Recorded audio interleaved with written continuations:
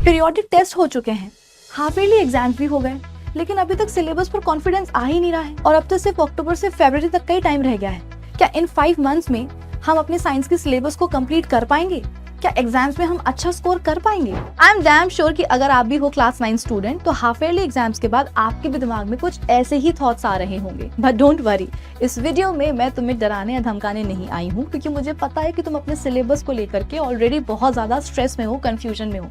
In fact मैं तो तुम्हें ये बताने के लिए आई हूँ कि अभी भी तुम्हारे पास है 5 मंथ्स और इन 5 महीनों में तुमने अगर जम के मेहनत कर ली ना तो तुम्हारे कमबैक को कोई नहीं रोक सकता। बस जरूरत है तो एक प्रॉपर प्लान की, जिसे तुम नेक्स्ट 5 मंथ्स में फॉलो कर सको और अपने एग्जाम्स में बहुत अच्छा स्कोर कर सको। तो क्या तुम भी जानना चाहते हो वो प्लान जो कि तुम्हें नेक्स्ट 5 मंथ्स में फॉलो करना है? तो आ जाओ बताती हूँ। लेकिन हाँ, उसके पहले अगर तुमने इस वीडियो को लाइक नहीं किया है अभी तक तो जल्दी से लाइक कर लो, सेव कर लो और हाँ, अगर चैनल पर नए हो तो जल्दी से सब्सक्राइब भी कर लो। आज बात करते हैं टाइम टेबल के ऊपर या प्लान के ऊपर। अब देखो, साइंस में तुम्हारे पास 3 सेक्शंस हैं, फिजिक्स, केमिस्ट्री एंड बायोलॉजी, और इन तीनों ही सेक्शंस में फिर अलग अलग चैप्टर्स हैं। अब तुम्हें बेटा ये बात समझनी होगी कि तुम्हारे साइंस में जितने भी चैप्टर्स हैं सारे इक्वली डिफिकल्ट नहीं है। कुछ ऐसे चैप्टर्स हैं जो इजी हैं, कुछ ऐसे भी हैं जो थोड़े से ज्यादा डिफिकल्ट हैं, और जो रिमेनिंग चैप्टर्स हैं वो एकदम मीडियम डिफिकल्टी लेवल के हैं। प्लस सारे चैप्टर्स लेंदी नहीं है, कुछ ऐसे चैप्टर्स हैं जिनमें टॉपिक्स थोड़े से ज्यादा हैं तो वो चैप्टर्स लेंदी हो जाते हैं, उन्हें पढ़ने में तुम्हें समय ज्यादा लगता है।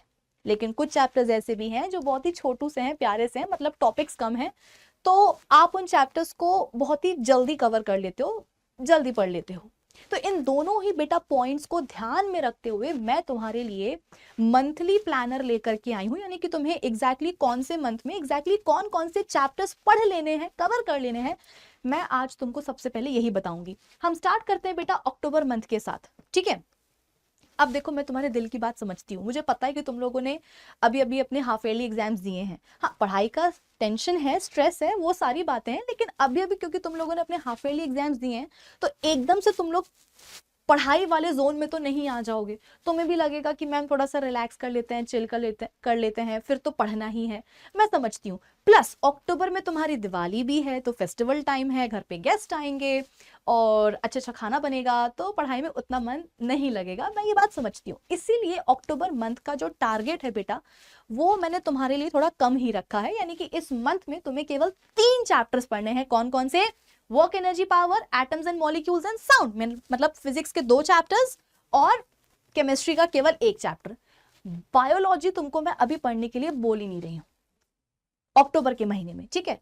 अब कहीं ना कहीं आपके दिमाग में एक सवाल ये भी आएगा कि मैम ये वाले चैप्टर्स ही क्यों, मतलब हम वो वाले चैप्टर्स पढ़ लेते हैं ना अक्टूबर में जो ऑलरेडी हम पढ़ चुके हैं, जो हमारे हाफ ईयरली एग्जाम्स में आ चुके हैं, जैसे कि force and laws of motion हो गया, सेल हो गया, टिश्यूज हो गया। मैम यही चैप्टर्स क्यों? नहीं बेटा, मेरी बात को समझो। जैसे जैसे एग्जाम्स नजदीक आते जाते हैं ना, वैसे वैसे तुम्हारा स्ट्रेस, तुम्हारा टेंशन बढ़ता जाता है, तुम्हारे दिमाग में 100 बातें चलने लग जाती हैं कि यार मेरा तो इस चैप्टर का केवल 2 ही बार रिवीजन हुआ है, जो मेरा दोस्त है वो तो 4 बार रिवीजन कर चुका है, जो दूसरा वाला दोस्त है वो तो सैंपल पेपर पर पहुंच चुका है, मतलब मैं तो अभी भी यही का यही हूं, मैं तो कुछ कर ही नहीं रहा हूं। मतलब तुम्हारे दिमाग में ना 1000 बातें चल रही होती हैं।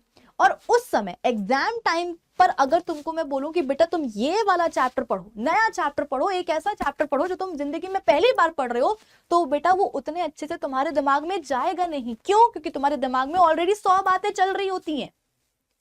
तो उस समय पर तुम वो चैप्टर्स पढ़ो जो तुम ऑलरेडी पढ़ चुके हो, जो तुम्हारे पीरियोडिक टेस्ट में, हाफ ईयरली एग्जाम्स में आ चुके हैं। तुम्हें उन चैप्टर्स के बारे में बेसिक नॉलेज पहले से ही है, तो तुम्हें क्या करना रहेगा? तुम्हें सिर्फ उनका एक बार रिवीजन करना रहेगा। तुम्हें उन चैप्टर्स में से ऐसे टॉपिक्स पढ़ने रह जाएंगे केवल जो तुम्हें उतने अच्छे से नहीं आते हैं।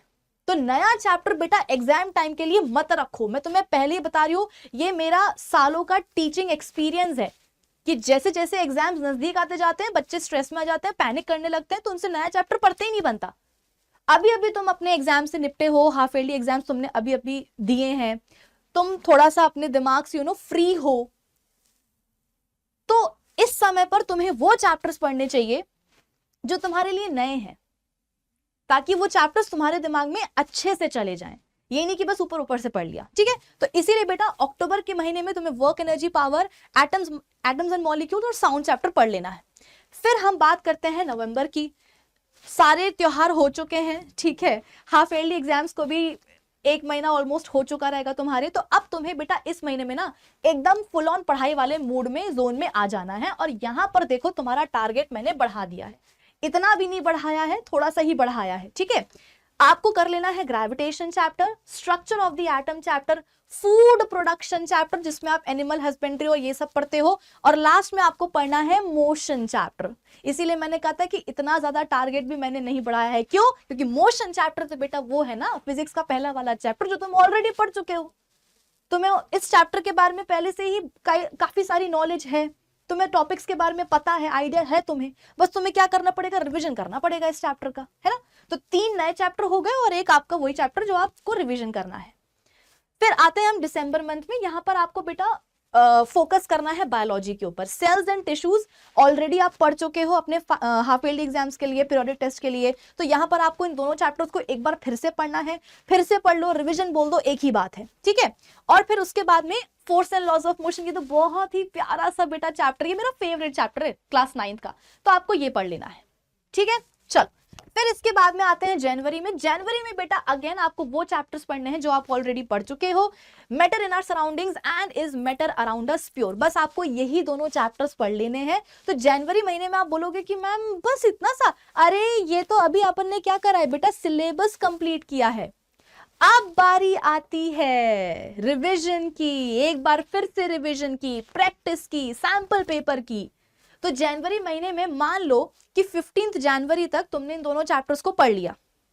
15 भी मैंने ज्यादा बोल लिया है, 10th जनवरी इनफ है तुम्हारे लिए, जनवरी के 10 दिन तुम्हारे लिए इनफ है इन दोनों चैप्टर्स को दोबारा से पढ़ लेने के लिए। उसके बाद फिर तुम क्या करोगे, तुम क्वेश्चंस की प्रैक्टिस करोगे, तुम सैंपल पेपर लगाओगे।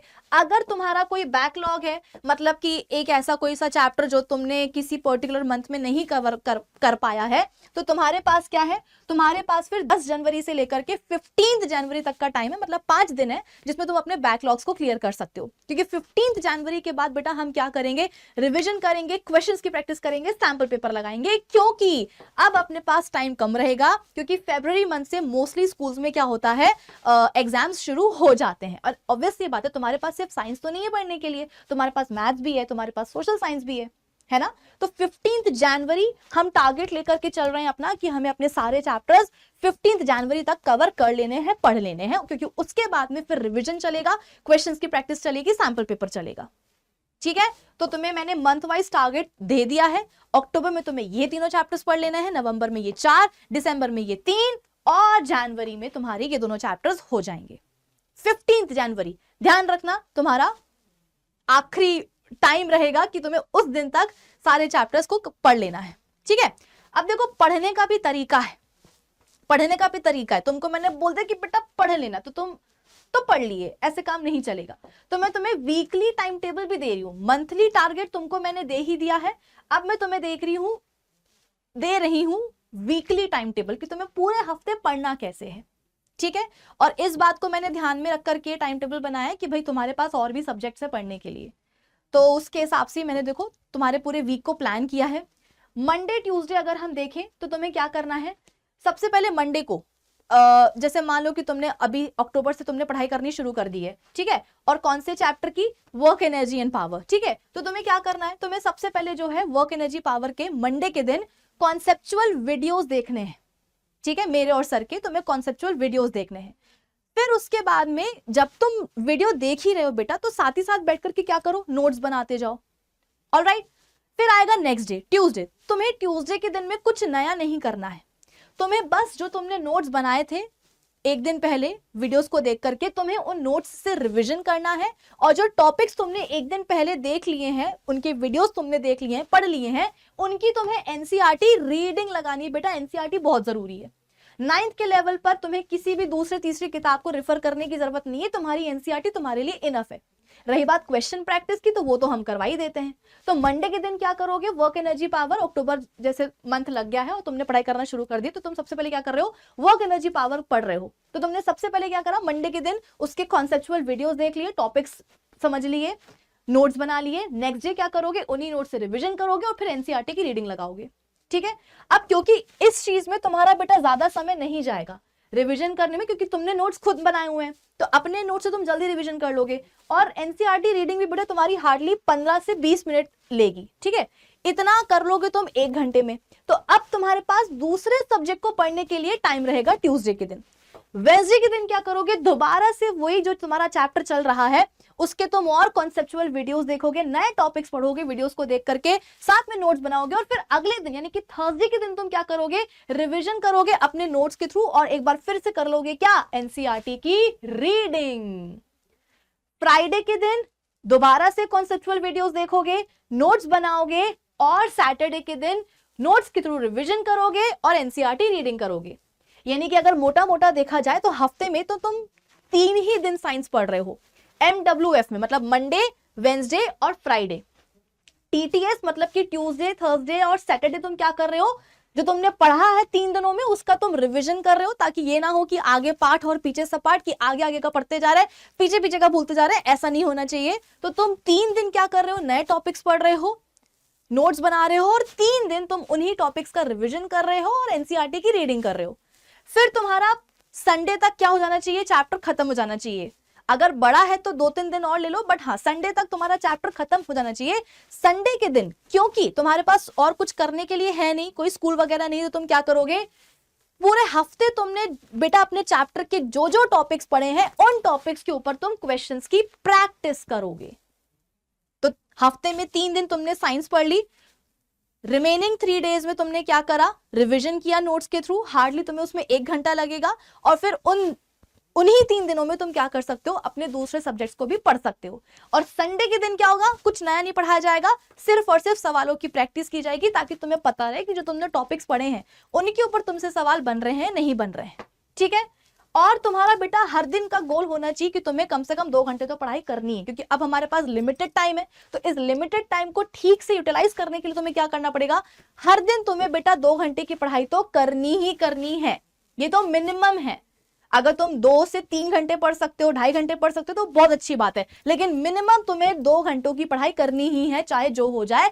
तभी बेटा क्या होगा, तुम्हारा टाइमली 15 जनवरी तक तुम्हारा साइंस का सिलेबस कंप्लीट हो पाएगा, ठीक है। तो ये तुम्हें मैंने नेक्स्ट 5 मंथ्स का टारगेट दे दिया है, तुम्हें वीकली टाइम टेबल भी बता दिया है, और कुछ इस तरीके से अगर आपने इस प्लान को, इस टाइम टेबल को बस फॉलो कर लिया ना बेटा, मैं आपको 100% गारंटी देती हूं कि कमबैक होकर ही रहेगा। तो आज की वीडियो के लिए बस इतना ही, अब हम मिलेंगे अपने अगले वीडियो में। Bye guys.